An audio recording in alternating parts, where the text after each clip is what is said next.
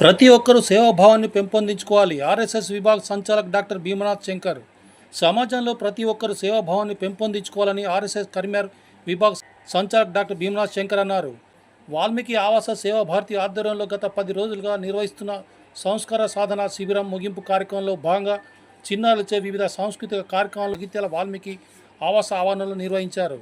ఈ సందర్భంగా ముఖ్య అతిథిగా పాల్గొన్న డాక్టర్ భీమనాథ్ శంకర్ మాట్లాడుతూ ప్రపంచంలోని అతిపెద్ద సామాజిక సేవా సంస్థ అయిన రాష్ట్రీయ స్వయం సేవక్ సంఘ్ సేవా విభాగం సేవా భారతి ఆధ్వర్యంలో దేశవ్యాప్తంగా సుమారు 1,50,000 సేవా కార్యక్రమాలు నిర్వహించడం జరుగుతుందని అన్నారు. ఇందులో భాగంగా జగిత్యాలలో ఏర్పాటు చేసిన వాల్మీకి ఆవాసం ద్వారా ఎంతోమంది గ్రామీణ నిరుపేద విద్యార్థులకు విద్యావంతులు ఉత్తమ దేశభక్తి పౌరులుగా తీర్చిదిద్దడం జరుగుతుందని ఈ సందర్భంగా ఆయన అన్నారు.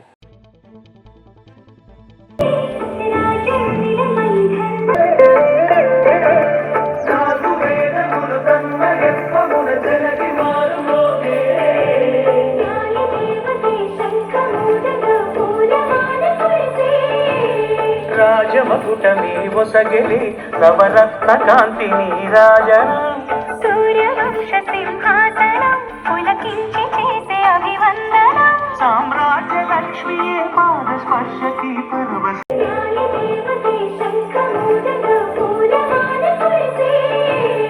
రాజమకుటమే ఒసగెలి నవరత్న కాంతి నీరాజన సూర్యవంశ సింహాసనం జై జై మాతా భారత్ మాతా జై జై మాతా భారత్ మాతా కౌసల్య రామ కౌసల్య రామ కౌసల్య రామ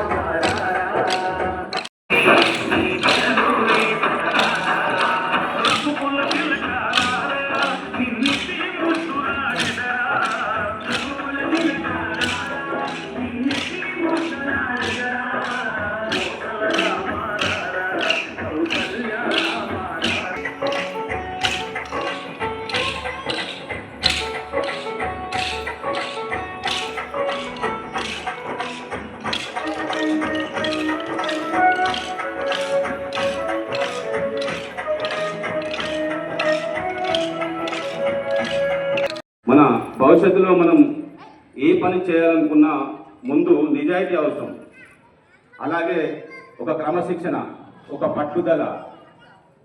అది ఈ 3 లక్ష్యాలతో పాటు మీరు అనుకున్నది సాధించాలనే తపన ఖచ్చితంగా ఉంటే ఏదైనా సాధ్యమే. సాధ్యం కానిదంటూ ఏది ఉండదు. పెద్దలు, తర్వాత తల్లిదండ్రులు, గురువులు చెప్పిన విషయాలన్నీ కూడా ఇప్పుడు ఈరోజు మీకు వస్తాయి. అందుకనే పెద్దల మాటలు వినాలి, గురువులను గౌరవించాలి, దాని తర్వాత తల్లిదండ్రులను కూడా గౌరవించాలి. మీరు మీ ఇంట్లో ఉన్న తల్లిదండ్రులను గౌరవించకపోతే మీరు ఎన్ని దేవుళ్ళకు పూజ చేసినా పుణ్యం రాదు. ఆశయాన్ని నెరవేర్చుకోవాలనే ఆలోచన ఉన్నప్పుడు మనకు జీవితంలో ఎన్నో సమస్యలు వస్తాయి. ఆ సమస్యలు మనది కావు అనుకోవాలి, ఈ జీవితం మనది కాదు అనుకోవాలి. మనం ఏం చేసినా కూడా నలుగురిలో ఒక పేరు పదుగుదులు ఇది ఎలా సాధ్యమైంది? బుద్ధికలు నేర్వకరాని విద్యకలు ఉద్ధార నేర్పింపగలని చెప్పుకుంటాం. కాబట్టి మనము చాలా శ్రద్ధగా నేర్పించినట్టయితే ఏదైనా నేర్చుకోగలుగుతారు ఈ వయసు. కాబట్టి మరి నేర్పించినటువంటి మాతలకు, అధ్యాపకులకు, నిర్వాహకులకు అందరికీ ప్రత్యేక ధన్యవాదాలు. అయితే దగ్గర చాలామంది చెప్పారు, తూర్ గంగాధర్ గారు, నీరజ గారు చాలా విషయాలు చెప్పారు.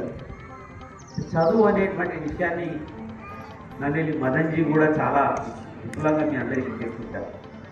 చదువు అనేది చాలా ముఖ్యం. ఇవాళ విద్వాన్ సర్వత్ర పూజ్యతి అని అన్నారు. విద్యావంతుడు ఎక్కడికి వెళ్ళిన ప్రపంచం లోపల అతన్ని గౌరవిస్తారు.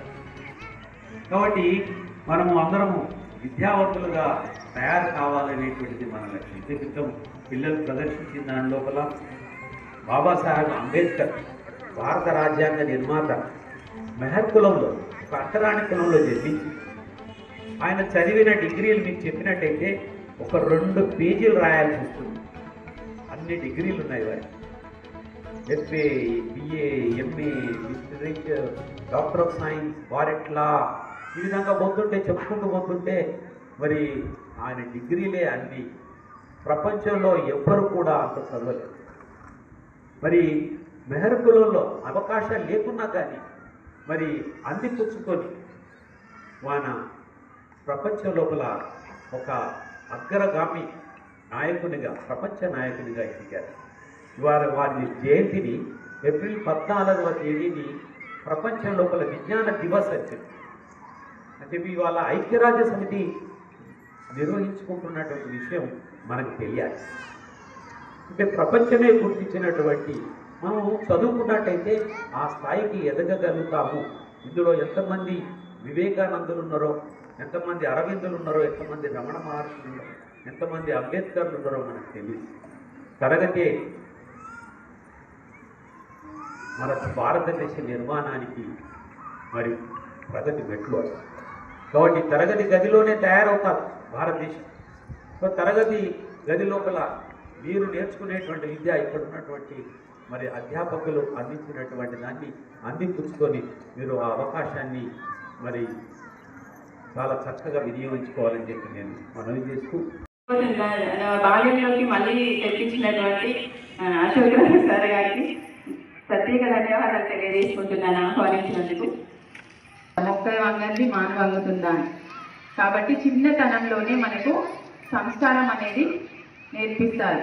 మన తల్లిదండ్రుల ద్వారా కానీ గురువుల ద్వారా కానీ మనం నేర్చుకున్నది ఎప్పుడు కూడా పోదు. అది మన మధ్యలో గ్యాప్ వచ్చినా ఒక 10 ఏళ్ళు 20 ఏళ్ళ తర్వాత వచ్చినా కూడా మన బాడీలో అది ఒక్కసారి ఇలా రాగానే వచ్చేస్తుంది బయటకి. ఇక్కడ ఉన్న తల్లిదండ్రులకు హెచ్ఎంగా నేను చెప్తున్నది ఏంటిది అని అంటే తల్లిదండ్రులందరూ కూడా మన పిల్లల కోసం సమయం కేటాయించాలి. ఇక్కడ లోపం అనేది అక్కడే జరుగుతుంది, తప్పుగా భావించవద్దు తల్లిదండ్రులు. ఒక టీచర్ చేస్తేనే మొత్తం ఉన్న అభివృద్ధి అనేది జరుగుతుంది అని అనుకోవడం కరెక్ట్ కాదు. మన పిల్లల కోసం మనం కూడా సమయం కేటాయించాలి. సమయం కేటాయించాలి అని అంటే వాళ్ళు స్కూల్కి వెళ్ళి వచ్చిన తర్వాత మీరు ఈరోజు ఏం చేశారు, ఈరోజు ఏం నేర్చుకున్నారు అని ప్రేమగా 4 వాక్యాలు వాళ్ళతో మాట్లాడి వాళ్ళ ఫీలింగ్స్ అన్నీ మనం బయటకు తీసి వాళ్ళకి ఏది ఇంట్రెస్ట్ ఉంది ఏది లేదు అనే ఒక ప్రేమ అనేది వాళ్ళకు మనం అందించినప్పుడు ఇంకా అభివృద్ధి అనేది వాళ్ళ లోపల తొందరగా జరుగుతుంది.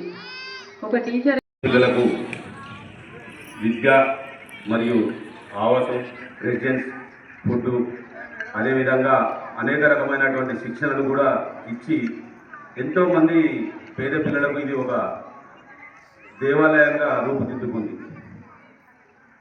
నేటి బాలలే